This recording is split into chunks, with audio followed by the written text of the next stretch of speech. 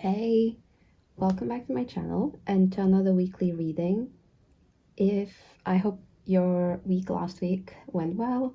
If you did end up watching my last weekly reading, please do comment here and let me know if that resonated, if any predictions came true. I would love to hear. And yeah, this week it will be the same as last week as well. We'll be using the same decks really. And we'll also be looking at the energy of the week ahead and sort of some predictions for what we should maybe look out for. I also post on my Instagram and on Substack, so please do check those out. They will be in my description below. And yeah, I will be shuffling off camera as always to save a little phone storage. So yeah, let's get started. Okay, so I've drawn all the cards and let me just quickly show you all of them. So for the song for this week, we got Wildflower by Billie Eilish. And these are the lyrics of the chorus, I believe. I see her in the back of my mind all the time. Feels like a fever, like I'm burning alive, like a sign. For the Wild Archetypes deck, we got the Kiss, which is number 60, I believe. And also I really wanted to show, because I feel it fits into the topic, the front of the deck is Eros, which is number 71, and back of the deck was the Seed, which is number 66, I believe. For the Charms deck, we've got Sea and Grass. And the self-reflection deck, we've got a card that asks us this week, what did the people who raised me teach me about love? What lessons do I want to keep, and what do I want to challenge? And I don't know if all the cards in all the tarot cards are showing, but I will just show them as well one by one. We got Five of Wands, we've got Knight of Swords, we also got Queen of Cups and Six of Cups, and we've got Five of Pentacles, which might not really show, but you'll see it in the corner. And on the back of the deck we also got the Fool. So also on the front of the deck we got the Fool, but on the back we've got the Artist. Okay, so this week I'm seeing about 3 key things.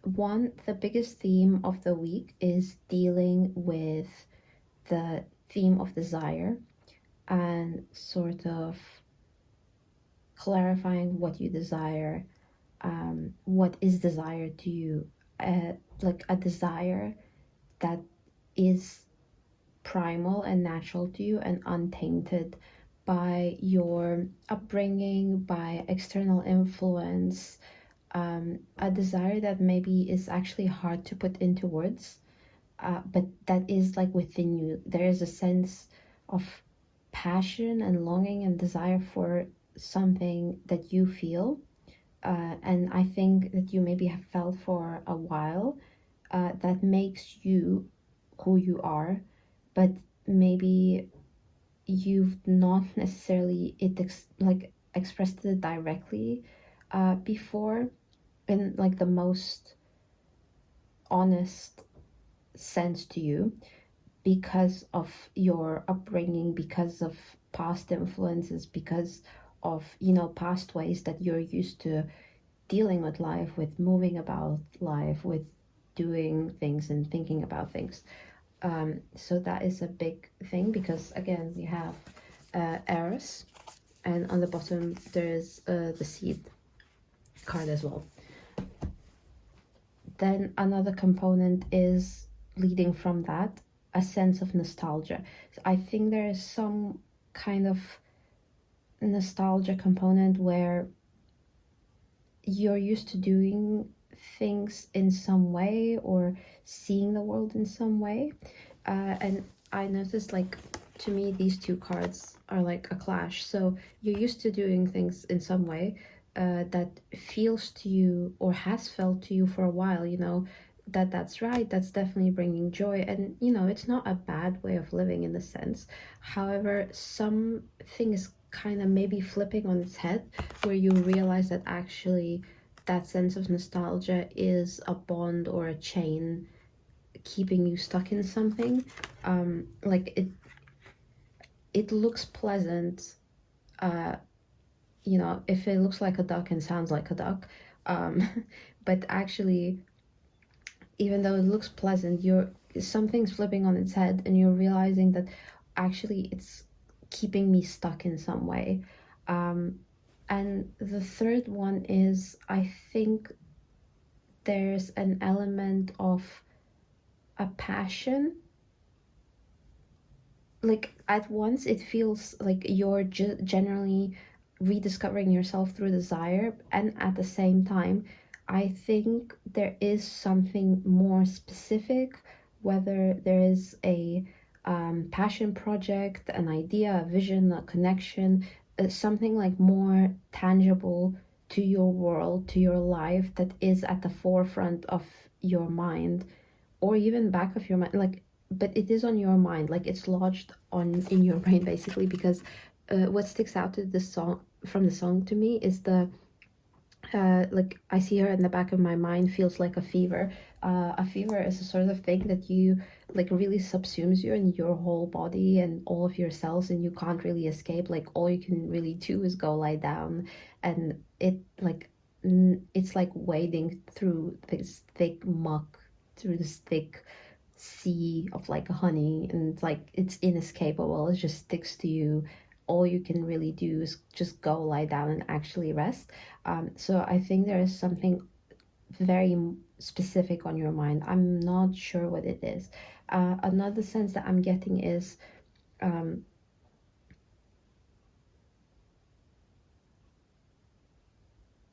this reminds me of like my first weekly reading, where I said, you know, you have again a passion that you've kind of hidden before, or like you've kept to yourself. You've been always aware maybe, but now and like you're trying to bring it back, but now it feels more inescapable.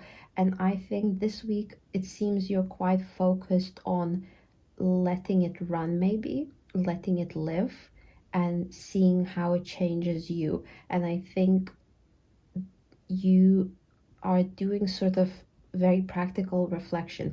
Basically, what I'm picking up on specifically is there is some sort of element of social discord, or social conflict. You know, Five of Wands, it can be conflict, but sometimes it's not necessarily conflict that's complete rupture, like very egoic, like in Five of Swords. But Five of Wands can be just like tussling, competition, you know, where like a debate where you sort of argue and disagree, but it's not as hard feelings as Five of Swords would be. It's sort of a clash of opinions, a clash of minds. You know, you see yourself differently. And the Knight of Swords, to me, whenever this card flips out of the deck, that always gives me a message. That's my message card. Whenever I do a reading and it flips out, I always take it as there's a sudden message that I, you know, need to refocus myself on. So I feel like there is a conversation, a communication, a some sort of exchange of ideas and opinions.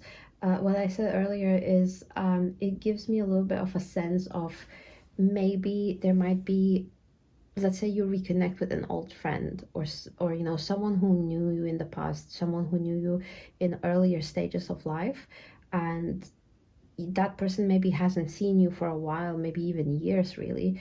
And as you talk to them, it you know, when you reconnect with people like this, sometimes you might feel as though like they are talking about, or to the version of you that you don't even know, like that you don't, that's like not you. They might bring up, you know, old hobbies you were into, old interests you were into, old passions you were chasing, stuff that you like maybe haven't even thought about in years, stuff that now it's like, how could I even do that? Or I don't even know why I was interested in that. Like it's so not resonating to me. Like I feel like there is some sense in you right now that you're quite honest as is, but this is like a last step before you're you're like discarding the old ways of being, like shedding the old.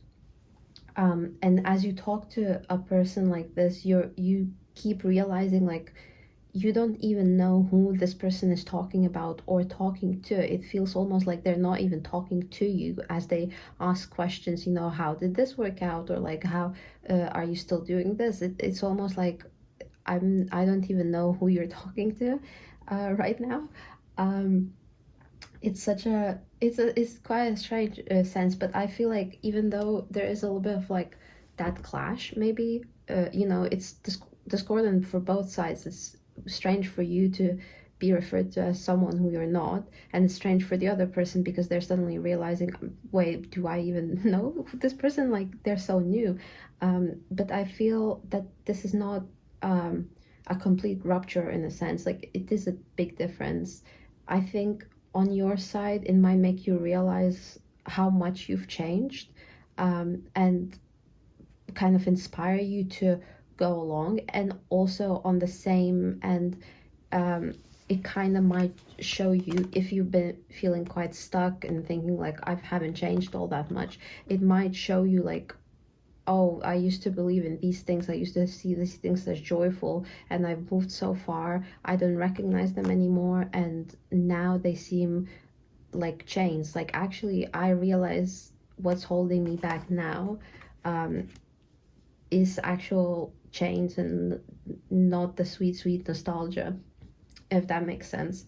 And there is something, I also get a sense there is something that you're trying to grow at the same time, whether that is, I think that is like a general sense of the new you. I wouldn't say like completely new. I think this feels like you've been on that path for a while and you're just continuing. But yeah, I feel like it's not that you are, maybe this isn't for people who are undergoing complete dark night of the soul or something like it, where it's complete purification, but I think this is for more for people who have done some like level of self-reflection and have some awareness. It's just like a new step, a new level to undergo, like the last bits to shed basically. I think there is something that you're growing, some idea that you're pursuing, or some vision, something that you're trying to ground, because again we have the seed, and I got the charm card thingy of grass, which does give me a sense of, you know, freshness and newness. So it definitely feels like to me planting like a seed in the ground of trying to create and ground something new, and it's very early stages of it. I think you do have a sense of vision for it, of how it will look ahead, but maybe you don't necessarily have a complete, you know, 10-year plan. Like it's not very detailed. I think you're kind of trying to build it new. It's something that you're building anew, that you're trying to base in that new emotional reality, in that new emotional stability that you're finding. Like you're building something that you're not basing on a desire for status, a desire for a specific way of living, like very practically, a desire for being seen as something, but you're building something that you're trying to base on that new sense of play, of desire that stems from your own inner self, from yourself as inspiration, rather than something that you want others to see in some kind of way. Does this make sense? Like it's some kind of idea, venture, vision, connection, something that you're building where it will be stable, it will bring good emotional stability, because you are building it from a place of emotional stability, because you are building it from what feels good to you, what you want, very naturally. And this isn't necessarily egoic. Like, I don't think this is discarding other people. I actually quite think that this might be involving other people, in a sense. I think that this is like opening up the world for you, really. I think, yeah, to me, like this card, I was wondering about it, but to me, it's giving like there's the whole wide sea out there, of things. Uh, and when you get the feeling, I like to sit and watch like the sea, and the waves, because it gives me such a feeling of vastness. Like there's such a big world out there. There's so much out there, that you don't even know of, and it feels quite awe-inspiring and just very striking. And I feel like you are slowly letting that desire. I don't even think if it's slowly. It just, to me, there's some sort of element of, uh, it just escapes you the way that you pursue it. Um, I hope this makes sense to someone out there. And this will really resonate to some people. Um, but it's almost like you don't sometimes have control over what you say or do now. It's not in a hurtful, intentionally hurtful sense. I think it's a little bit, it might be a little bit for someone of like your shadow breaking through. So I wrote in the past week about Seven of Swords, about the shadow self, where I said, you realize a sense of, I want to be free, I want to be bolder, I want to be louder, I want to be more seen. And some of those traits you can't necessarily express, or some expressions of them are not as healthy, or you feel more ashamed of, because maybe you're, in your upbringing, you were, you had to be more responsible, you had to display as like calmer, as quieter, as more reserved and such.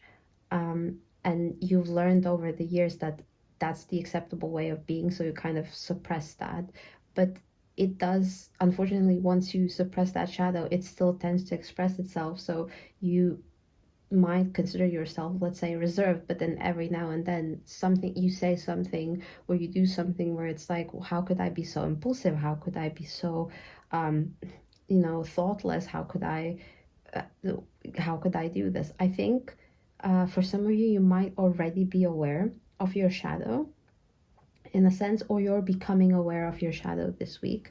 And that's a lot of what you're doing. It's that like shadow reflection. I think if you watched my last week's reading and resonated with that, I think you have done some of that internal reflection, like the like kind of shutting yourself off a little bit and journaling and just interviewing yourself in a sense, but working with yourself. Whereas this week you are finding spaces, or really maybe the spaces are finding you, where the shadow is just out, and you kind of, maybe you're finding safe spaces to let it live. I think, however, this sounds quite drastic because the shadow is really, really not easy to handle.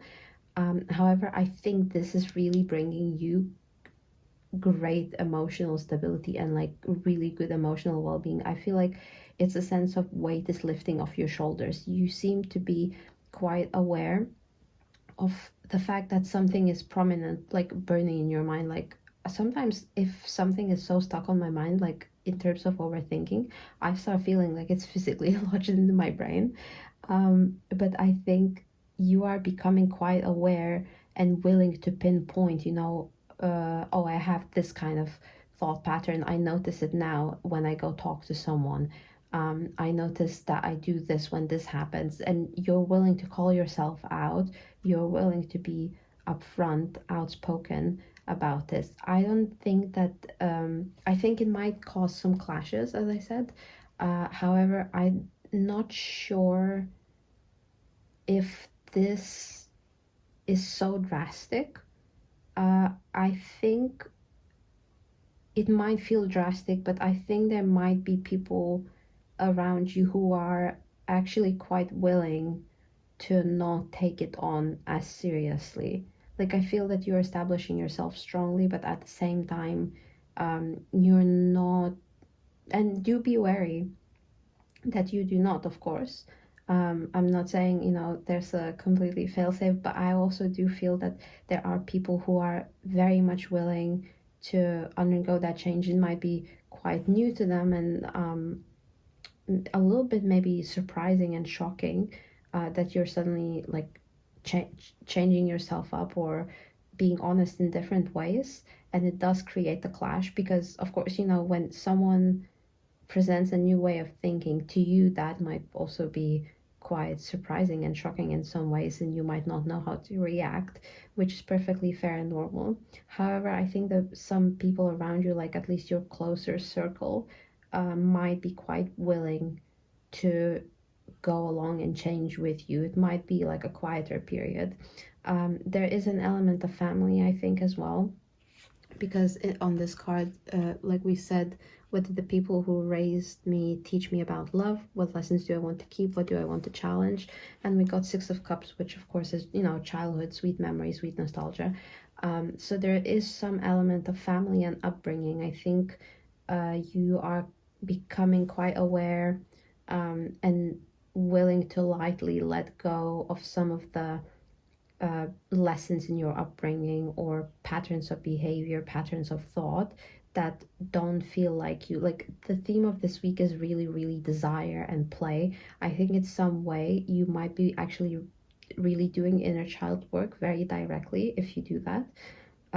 If you do not, you might want to consider that because a lot of a lot of this also feels quite primal, like really coming back to your simple needs, simple senses, like what tastes do I like, what sounds do I like, what things do I like to see, like visually, just very, very basic things, what feels good to me in connection, maybe engaging in play or considering what play means to you, how do you like to play, what you like and what do you want.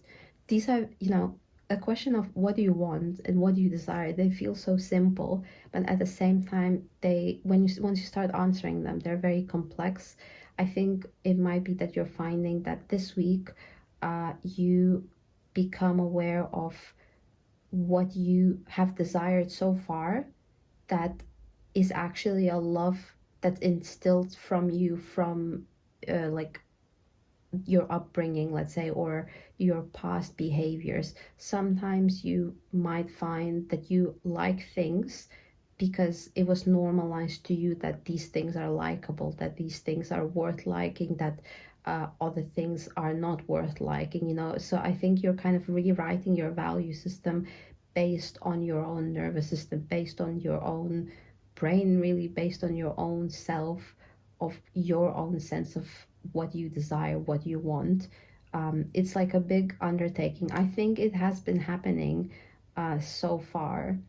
And that's why I also think it's not, it might be a start of this process for some of you. However, I think there is a sense of it's not a complete new undertaking. However, there's a specific particular vision, passion project, connection, idea, like whatever it is that's been in your life or that is coming into your life, that is helping you also, reflect on all those nebulous concepts. That's kind of my feeling. So on a grander level, like it's a bigger shift of really tending towards your emotional well-being, really integrating that not as a separate thing to your intellectual faculty, but integrating both, like letting your emotion be there and also letting your intellect help it manifest itself, let's say. But also on a lower level, on day-to-day level, there's like a undertaking of anything. Like it can be social connections, some kind of connection. It can be a passion project, an idea, a hobby that you're working on, something that you do day to day that is helping all those nebulous concepts like really clarify themselves into life. Overall, I think it seems quite great. It does seem like a really busy week, however. Do keep a level ground, of course. I think do take time to play, do take time to make things without result. I think this week is quite key to not only just reflect in terms of journaling, although of course that's really helpful and I do encourage to do it, but I think put the reflection in more practical senses, like make a new food that you like, go play, like just go play, go make a hobby, Google up a tutorial and make something, something that is quite maybe new to you, be weird about it, like really delve deep into something. What did you think of? What did you do as a child? What did you like? The sense of wonder and enjoyment that you had as a child, and really delve deeply into it. Just doing very simple things like that will actually help clarify what desire even feels to you, what that like natural sense of desire that's not limited or influenced or brought about because of upbringing, because of ways you've been told to think and see and do things, but things that you like, emotions that you yourself feel. What does that kind of desire feel like to you? Where does it sit in your body? And what does it make you want to do? What does it make you want to go towards? I think it's very much sitting with that, and it does seem to create a little bit of a clash within maybe your day-to-day or the way that you interact with other people. But I have a sense that overall it does eventually work out. You are able to integrate this new way of being. It does change you. Change is not exactly always very pleasant. It can be very raw, very new. Those moments of conflict, you might doubt yourself, but overall, I think it brings you much greater emotional well-being and stability, to be pursuing what makes you feel good in a very, very simple sense, just the simplest way to put it. And I think when you pursue what makes you feel good, like your true honest desire, not the desire that you kind of shape and mold based on the ways that you've been told to, when you actually bring out your emotional side, when you actually let it escape and ground it in reality and give it safe spaces, I think it becomes not egoic but actually quite serving to other people, and quite helpful to other people. It's sort of like if my friend starts doing their passion project, suddenly I realize that, hey, if I know a cool person like this, I might be a cool person myself. And actually, it's very cool that they do that. Maybe I also have the energy and space and capacity and capability for the cool things that I want to do. Like one person's bravery grows into everyone's bravery, really. So yeah, this seemed quite inspiring. Keep a level ground, of course. Take a lot of rest, take a lot of time. Chill. We'll have retrogrades this month as well. So it'll be a slowing down as well. But this does seem quite exciting. So yeah, I hope you enjoyed. Thanks for watching. If you would like to check out my other weekly readings, feel free to do so. I post a new weekly reading each week, but if you feel drawn to it, then it might be timeless for you. There might be something for you in there. I also post on Instagram, and I have a Substack, which you can check out in the links down below. All the decks I've used are also down below. And I also have an Etsy shop if you would like a personal reading, so also check that out down below. And yeah, have a great week. Please do let me know what you're looking forward to in the comments, and thanks for watching.